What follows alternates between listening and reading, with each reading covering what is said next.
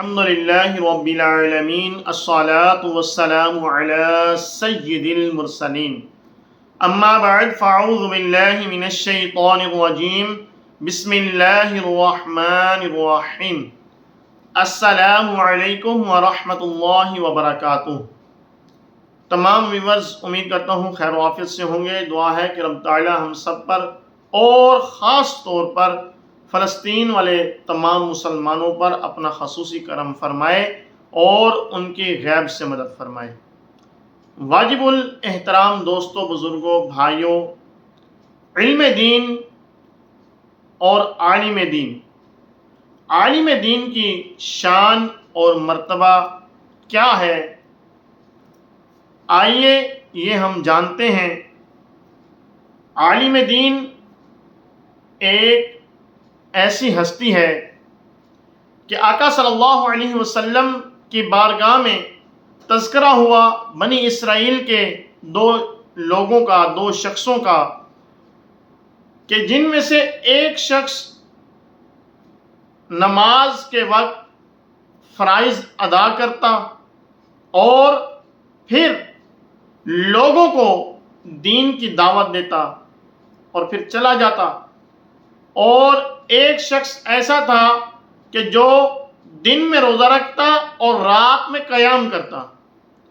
تو آقا صلی اللہ علیہ وسلم سے پوچھا گیا کہ یا رسول اللہ صلی اللہ علیہ وسلم، ان دونوں میں سے افضل کون ہے؟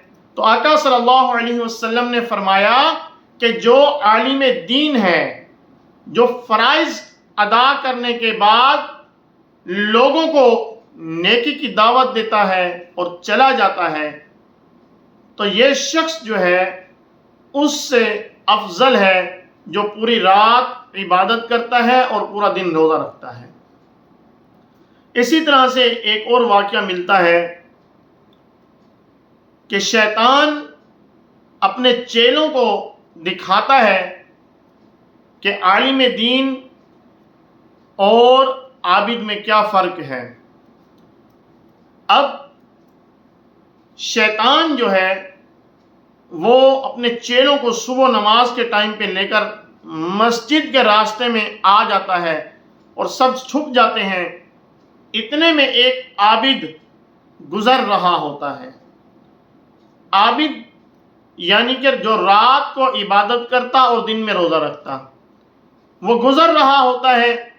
اب شیطان اس کے سامنے آتا ہے ایک شیشی لے کر اور پوچھتا ہے کہ بتا، یہ جو شیشی ہے اللہ تبارک و تعالی اس شیشی میں کیا اس کائنات کو سما سکتا ہے؟ تو وہ عابد تھا، عالم تھا نہیں، علم اس کو نہیں تھا۔ تو اس نے شیطان کو کہا کہ خیر تو ہے، اتنی چھوٹی شیشی اور اتنی بڑی کائنات، نہیں۔ یہ کہتے ہوئے عابد اپنے راستے اور شیطان وہاں سے چلا گیا۔ شیطان انسانی روپ میں تھا۔ اب عالم کی باری تھی۔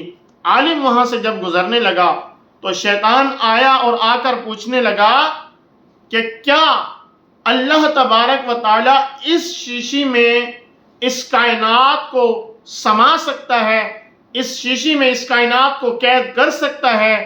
تو عالم دین نے جواب دینے سے پہلے کہا کہ ایسا سوال تو شیطان ہی کر سکتا ہے، مجھے تو لگتا ہے شیطان، لیکن تیرے سوال کا جواب یہ ہے کہ اس شیشی میں اللہ تبارک و تعالی یہ کائنات تو دور کی بات، ایسی سینکڑوں کائناتیں آ جائیں تو اللہ تبارک و تعالی اس شیشی میں ان کو سما سکتا ہے، ان کو قید کر سکتا ہے۔ تو شیطان نے اپنے چیلوں کو دکھایا کہ دیکھو، عابد جو رات کو عبادت کرتا تھا، دن میں روزہ رکھتا تھا، اس کو علم نہیں تھا، اس وجہ سے وہ اپنا ایمان کھو چکا، کیونکہ اس نے اللہ تبارک و تعالی کی قدرت کا انکار کر دیا کہ رب تعالی اس چیز پر بھی قادر ہے۔ اور عالم دین نے اس چیز کا اقرار کیا، مانا کہ اس میں ایک کائنات تو کیا سینکڑوں کائناتیں بھی آ جائیں تو ان کو بھی اللہ تبارک و تعالیٰ اس میں قید کر سکتا ہے۔ تو معلوم ہوا عالم دین اپنا ایمان بچا سکتا ہے علم کے ذریعے، اور عالم دین جو ہے ایک سوتا ہوا عالم دین، وہ عابد سے بہتر ہے، اس کا مرتبہ، اس کی شان اور اس کا مقام عابد سے زیادہ ہے۔ اب ہم غور کریں اپنے اوپر کہ ہم لوگ علماء کرام کے ساتھ کیا سلوک کرتے ہیں۔ عالم دین کی شان، رتبہ، مقام تو بہت اعلیٰ ہے۔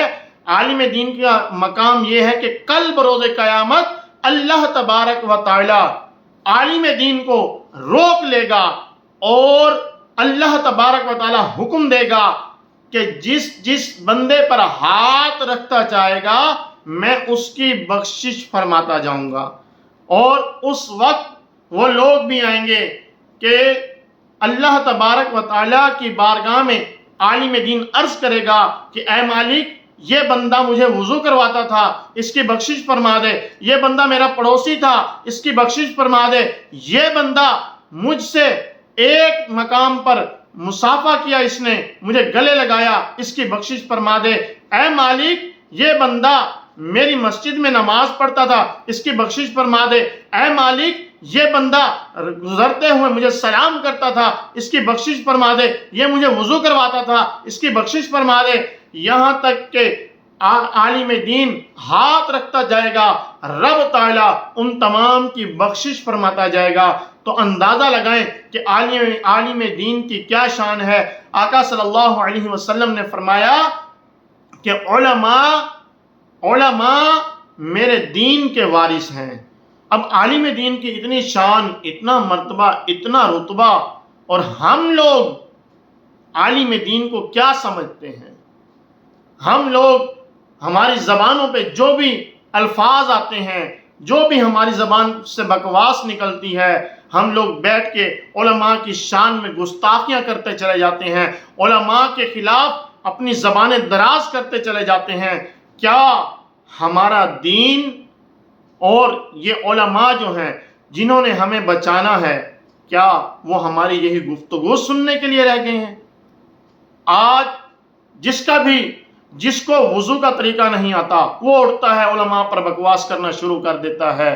آج جس کو وضو کا طریقہ، غسل کا طریقہ، استنجے کا طریقہ نہیں آتا، جس کو نماز کا طریقہ نہیں آتا، جس کو نماز کے واجبات کا علم نہیں، جس کو نماز کے فرائض کا علم نہیں، نماز کی شرائط کا علم نہیں، جس کو والدین کا ادب و احترام کرنے کا پتہ نہیں، وہی اٹھتا ہے اور علماء پر زبان درازیاں کرتا ہے۔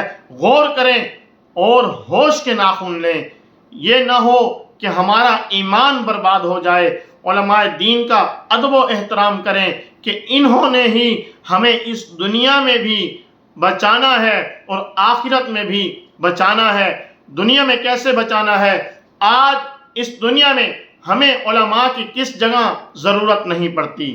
اگر ہمارے منہ سے کوئی ایسا لفظ نکل گیا، اگر ہمارا ایمان چلا گیا، ہم علماء سے رابطہ کرتے ہیں، ان سے رجوع کرتے ہیں، ان سے پوچھتے ہیں کہ ہم دوبارہ مسلمان ہونا چاہیں تو کیسے ہوں گے۔ اسی طرح سے ہمارے منہ سے طلاق کے الفاظ نکل گئے، بیوی گئی، تو پھر ہم علماء سے رجوع کرتے ہیں کہ کیسے، ہم کیا کر کے، یا یہ پوچھتے ہیں کہ یہ الفاظ ہمارے منہ سے نکلے، اس سے طلاق ہوئی یا نہیں ہوئی۔ اگر کوئی مسائل پوچھنے ہیں تو علماء، اگر کوئی دین کی بات پوچھنی ہے تو علماء، اگر نماز جنازہ پڑھانی ہے تو علماء، اگر نماز پڑھانی ہے تو علماء، اگر غسل دینا ہے تو علماء، اگر بچے کے کان میں اذان دینی ہے تو علماء۔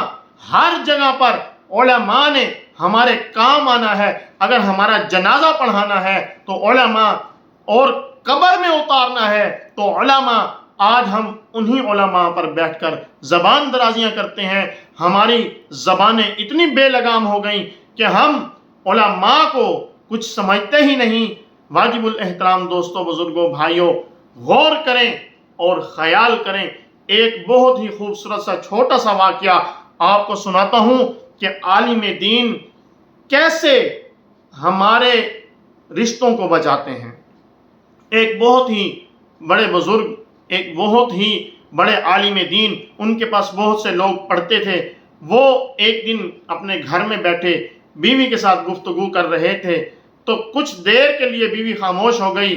آپ نے کلام کرنا چاہا، بیوی نے کوئی جواب نہیں دیا۔ کچھ دیر گزری، پھر کلام کیا، بیوی نے جواب نہیں دیا۔ آخر کار آپ کی زبان سے یہ الفاظ نکلے کہ اگر صبح کی اذان تک تو نے مجھ سے کلام نہیں کیا، اگر تم میرے ساتھ نہ بولی تو تجھے طلاق۔ اب یہ الفاظ نکل گئے۔ اب بیوی جو ہے وہ ضد پر آ گئی، وہ بھی خاموش۔ نماز کا ٹائم ہوا، ظہر گئی، عصر گئی، مغرب، عشاء ہو گئی۔ اب عالم دین وہ بزرگ جو ہیں بڑے پریشان کہ بیوی بول نہیں رہی اور زبان سے یہ الفاظ نکل چکے ہیں۔ آخر کار وقت گزرتا گیا، آدھی رات ہو گئی۔ اب صبح کی اذان میں سے تقریباً 3 سے 4 گھنٹے باقی بچے تھے۔ اب وہ عالم دین، وہ بزرگ سوچنے لگے کہ کیا کروں، اب کس کے پاس جاؤں، کس سے مشورہ کروں، کس سے مسئلہ پوچھوں؟ لوگ تو مجھ سے آ کر مسائل پوچھتے ہیں۔ بہرحال ان کے ذہن میں آیا کہ ایک طالب علم ہے جو مسجد میں بیٹھا ہے، اس کے پاس جاتا ہوں، وہ مجھ سے مسائل پوچھتا رہتا ہے، ہو سکتا ہے کوئی حل نکل آئے۔ طالب علم کے پاس جاتے ہیں، وہ دیکھتے کیا ہیں کہ طالب علم مسجد میں ایک کونے میں بیٹھا، دیے کی روشنی پر بیٹھا، وہ مطالعہ کر رہا ہے۔ اب استاد صاحب قدم بٹھا بٹھا کر آہستہ آہستہ قدموں سے چلتے ہوئے اس طالب علم کے پاس جا رہے ہیں۔ طالب علم کو بھی معلوم ہو گیا کہ پیچھے کوئی آ رہا ہے۔ بہرحال جب پہنچے، دیکھا شاگرد مطالعہ کر رہا ہے۔ شاگرد نے پوچھا، استاد جی خیریت تو ہے؟ کیسے آنا ہوا اس ٹائم پہ؟ تو استاد نے سارا ماجرا سنا دیا اور کہا کہ صبح کی اذان میں سے 3 سے 4 گھنٹے باقی بچے ہیں، اب کیا کروں، کوئی سمجھ نہیں آ رہا۔ تو شاگرد نے کہا کہ استاد جی آپ جائیں اور آرام کریں، اللہ خیر کرے گا۔ کہنے لگے کہ نیند کیسے آئے، آرام کیسے ہو، کہ جو الفاظ نکل گئے اب تو گھر جاتا ہوا نظر آ رہا ہے، گھر ختم ہوتا ہوا نظر آ رہا ہے۔ اب طالب علم نے پوچھا کہ استاد جی یہ بتائیں گھر بچانا ہے یا گوانا ہے؟ اب استاد نے کہا کہ بیٹا گھر ہر وقت نہیں بنتے، روز روز نہیں بنتے، گھر تو بچانا ہے۔ تو فرمایا، عرض کی استاد صاحب آپ جائیں اور آرام کریں۔ بہرحال استاد نے شاگرد کی بات سنی اور چلے گئے۔ کچھ دیر گزری، 1 سے 2 گھنٹے گزرے، اور وہ طالب علم جو تھا وہ چابوترے پر یعنی کہ اونچی جگہ پر چڑھ گیا۔ آج کل تو مائک کا دور ہے، سپیکر کا دور ہے، اس وقت سپیکر نہیں تھے، مائک نہیں تھے، تو اونچی جگہ پر کھڑے ہو کر اذان دی جاتی تھی۔ وہ طالب علم چبوترے پر چڑھ گیا، اونچی جگہ پر کھڑے ہو کر اس نے اذان دینا شروع کر دی۔ جیسے ہی طالب علم نے اذان دی، اذان کی آواز گھر میں آئی، بیوی نے آواز سنی اور کہا کہ لو اب تمہارا میرا رشتہ ختم، تم اپنے راستے، میں اپنے راستے، میں جا رہی ہوں، کیونکہ تمہاری جو بات تھی یہ تھی کہ صبح کی اذان تک اگر میں نہیں بولوں گی تو مجھے طلاق، لہٰذا اذان ہو گئی، تمہارے شاگرد نے اذان دے دی ہے، میں جا رہی ہوں۔ اب استاد صاحب اٹھے اور بڑے غصے میں مسجد کی طرف آئے اور آ کر شاگرد کو کہنے لگے کہ یہ کیا کیا، تم نے میرا گھر ختم کر دیا۔ تو شاگرد کہنے لگا، استاد جی یہ بتائیں استانی بولی ہے کہ نہیں بولی؟ استاد صاحب کہتے ہیں بولی تو ہے، اب بولنے کا فائدہ کیا، اب تو معاملہ ختم ہو گیا، رشتہ جو تھا وہ ختم ہو گیا، بات جو میں نے کی تھی طلاق کی وہ تو ہو گئی۔ شاگرد نے کہا کہ استاد جی آپ کو مبارک ہو، آپ کا گھر بچ گیا۔ وہ کیسے؟ کہنے لگا شاگرد کہ میں نے جو اذان دی ہے، ابھی ٹائم دیکھیں، ٹائم نوٹ کریں، میں نے جو اذان دی ہے، میں نے صبح کی اذان نہیں دی بلکہ میں نے تو تہجد کی اذان دی ہے۔ اب دیکھیں کہ عالم دین نے کیسے اپنے استاد کا گھر بچایا، کہ اس کو پتا تھا کہ اذان دوں گا استانی بولے گی، شاگرد نے تہجد کی اذان دی اور اپنے استاد کا گھر بچایا۔ تو معلوم ہوا علماء ہی ہیں جو ہمارے گھروں کو بچاتے ہیں، جو ہمارے ایمان کو بچاتے ہیں، جو ہمارے بچوں کو اچھا دین سکھاتے ہیں، جو ہمارے بچوں کی اچھی تربیت کرتے ہیں۔ تو ہمیں علماء کا ادب و احترام کرنا چاہیے، علماء کے ساتھ اچھے سلوک سے پیش آنا چاہیے، اور علماء کو اپنے سروں کا تاج سمجھنا چاہیے، نہ کہ پاؤں کا جوتا۔ دعا ہے کہ رب تعالی میرے ٹوٹے پھوٹے الفاظ اپنی بارگاہ میں قبول فرمائے اور ہمیں علماء کا ادب و احترام کرنے کی توفیق عطا فرمائے۔ اور اینڈ میں گزارش ہے کہ اپنے بچوں کو علم دین سکھائیں، یہ عالم دین بنیں گے۔ اب دیکھ لیں کہ جو شخص اس نے اتنی محنت کی، ڈگریاں حاصل کی، جب نوکری نہیں لگی تو اس نے خودکشی کر لی۔ اور کبھی بھی دیکھ لیں، کہیں بھی دیکھ لیں، کسی عالم دین نے کبھی خودکشی نہیں کی ہوگی۔ بچہ اگر پروفیسر بن گیا، اونچے عہدے پر اس کی جاب لگ گئی، اب والدین اس سے بات کرنے میں ڈریں گے، بات کرتے ہوئے اس سے ڈریں گے۔ اور اگر بچہ عالم دین بن گیا تو وہ بچہ والدین سے بات کرتے ہوئے ڈرے گا۔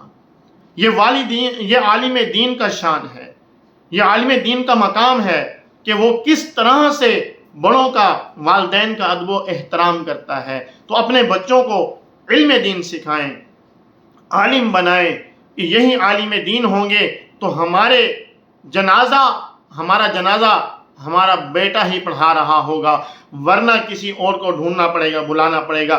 ہمیں غسل بھی ہمارا بیٹا دے رہا ہوگا اگر عالم دین ہوگا، اگر نہیں تو پھر غسل کے لیے کسی اور کو بلانا پڑے گا۔ اگر بیٹا عالم دین ہوگا تو جنازہ پڑھانے کے بعد قبر میں بھی اتارے گا اور والدین کے لیے استغفار بھی کرے گا، قبر پر بیٹھ کر دعائیں بھی کرے گا اور قرآن پاک کی تلاوت بھی کرے گا۔ اگر بیٹا عالم دین ہوگا تو اس دنیا میں بھی اور آخرت میں بھی ہمیں فائدہ پہنچائے گا۔